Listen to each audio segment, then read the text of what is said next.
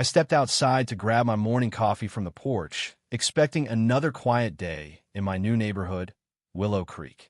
The sun was barely up, casting a soft glow over the manicured lawns and picket fences. But as my eyes drifted to my driveway, my heart stopped. My military Hummer, my pride and joy, sat there defaced neon orange swirls, peace signs, and the words, "Get this tank out," scrawled across the hood in dripping paint.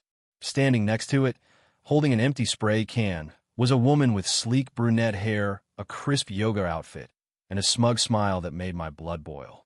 This was Eleanor Harris, the HOA president, or, as the neighbors whispered behind her back, Karen. "What the hell are you doing?"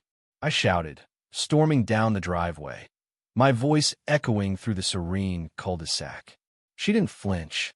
Instead, she turned to me, her designer sunglasses perched on her head, and said with chilling calm, "This thing looks like a war machine. This is a family neighborhood, not a battlefield." Her words hit like a slap. I recognized her instantly. Eleanor, the queen of Willow Creek's HOA, who'd been gunning for me since I moved in 3 months ago. What she didn't know was that this Hummer wasn't just a vehicle. It was a piece of my life, a survivor of 3 tours in Afghanistan, just like me. I'd spent 6 months and thousands of dollars restoring it to its matte black glory, a tribute to the brothers I'd lost and the ones who made it home. I took a deep breath, fighting the urge to lose it. "You know this is vandalism, right? A crime," I said, my voice low but shaking with rage. She scoffed, tossing the spray can into my recycling bin like she was doing me a favor. "It's an HOA violation to park military junk here. Read your covenant, section 4.3. She spun on her heels and strutted away, calling over her shoulder, "Consider this your warning." My fists clenched as I watched her go, but I wasn't about to let this slide. Not today. Not ever.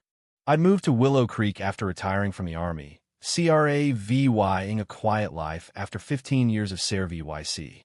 I'd seen combat, earn a Bronze Star I never bragged about, and just wanted a place to breathe, maybe start a family someday. The neighborhood seemed perfect: tidy homes, good schools, a safe community.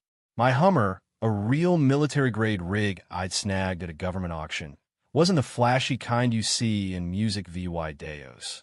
It was the same model that shielded my unit from an IED blast in Kandahar. After months of paperwork to make it street legal and countless late nights in the garage, it was more than a vehicle. It was a symbol of survival. Trouble with Eleanor started the day I parked it in my driveway. First came a note on my windshield: "Military vehicles create a threatening VYB. Please remove." Then an official HOA citation for an unauthorized vehicle. I showed up to the next HOA meeting, armed with every document proving the Hummer was legal, insured, and not banned by any covenant. "It's intimidating," Eleanor snapped, her voice dripping with contempt. "Kids shouldn't see war machines while playing." A few board members nodded. Clearly under her thumb, her husband, a big-shot developer, had stacked the board with his buddies. I compromised, moving the Hummer deeper into my driveway and covering it with a pricey gray tarp. But Eleanor wasn't satisfied. She'd walk by my house, snapping photos, starting petitions to ban military-style vehicles. Neighbors warned me she'd been seen poking around my covered Hummer at night. I installed security cameras, but kept my head down, not wanting a fight. Then Mrs. Lopez, my neighbor 2 doors down, called me one evening, her voice hushed. "Just a heads up, WYD. I overheard Eleanor at the HOA office talking about handling your Hummer herself." She had paint cans in her cart. My stomach twisted. I checked my cameras, but the driveway had a blind spot. I fired off an email to the HOA board, copying my lawyer, warning about potential vandalism. Their reply was predictable. "The HOA doesn't condone vandalism. Contact the police." I knew I was on my own. That morning, seeing my Hummer covered in orange paint and slogans like "War Monger" and "Peace Now," I felt a rage I hadn't felt since the battlefield.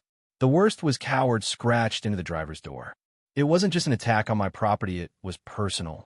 As I stood there, frozen, my neighbor Mr. Thompson ran over, phone in hand.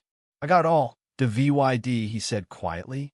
My doorbell camera caught her at 5 a.m., slicing your tarp, and painting for nearly an hour. I've saved the footage. Something snapped inside me. I'd faced enemy fire, buried friends, and struggled to adjust to civilian in life. But this was betrayal on the soil I'd fought for. I called the police. Officer Martinez arrived fast, took one look at the Hummer, and shook his head. "This isn't just vandalism," he said, snapping photos. "With those messages, and you being a veteran, we're looking at a possible hate crime." Eleanor, meanwhile, watched from her window across the street, smirking like she'd won. When Martinez knocked on her door, she answered with unshakable confidence. "That vehicle violates community standards," she told him. "As HOA president, I enforce those rules." Martinez wasn't HOA-ing it. "Ma'am, HOA rules don't override state law. You can't destroy property." He took my statement, promising charges, but warned the process would take time. As he left, he paused. "My cousin served in Iraq. What she did, it's disgusting." Word spread like wildfire. By noon, local veterans were stopping by, offering support. Mrs. Lopez brought a lasagna, her eyes full of sympathy. Mr. Thompson shared the footage, clear as day. Eleanor, methodically defacing my Hummer, glancing around to avoid being seen. A news van pulled up that afternoon. I hesitated to talk. Attention was never my thing, but when I overheard Eleanor bragging to a neighbor about protecting our peaceful community, I couldn't stay silent. I gave the interview, laying out the facts. I was a veteran, followed every rule, yet was targeted. I showed the reporter before and after photos of the Hummer and my stack of documents ing Eleanor's harassment. The story aired that night. By morning, my phone wouldn't stop ringing. Veterans groups offered help. A local shop volunteered to repaint the Hummer for free, and 2 lawyers called with pro bono offers. Then came a call from Mark Evans, the HOA VYC president. "Emergency meeting tonight," he said, voice tense. "Eleanor doesn't know. We need you there." That evening, the community center was packed. Every neighbor showed up. Eleanor strolled in last, all confidence, until she saw the crowd and the grim faces of her board. Mark stood up. "We're here to address our president's actions against a resident's property." Eleanor's face went from smug to furious.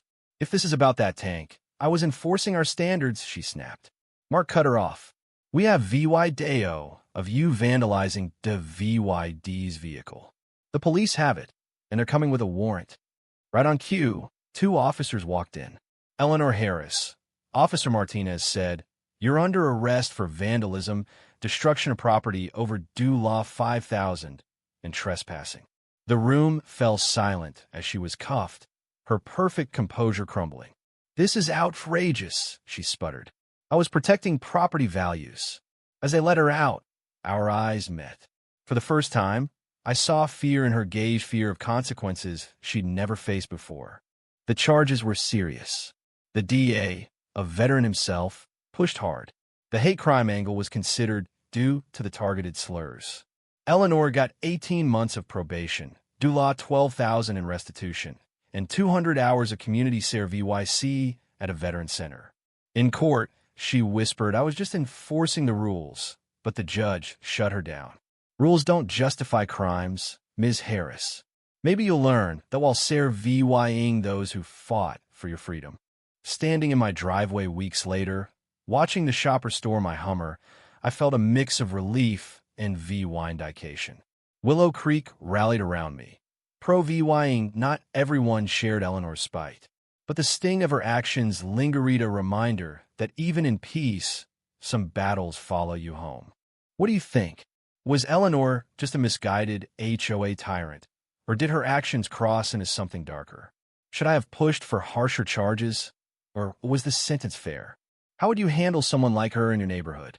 Drop your thoughts below, hit that like button if this story fired you up, and subscribe for more real-life drama.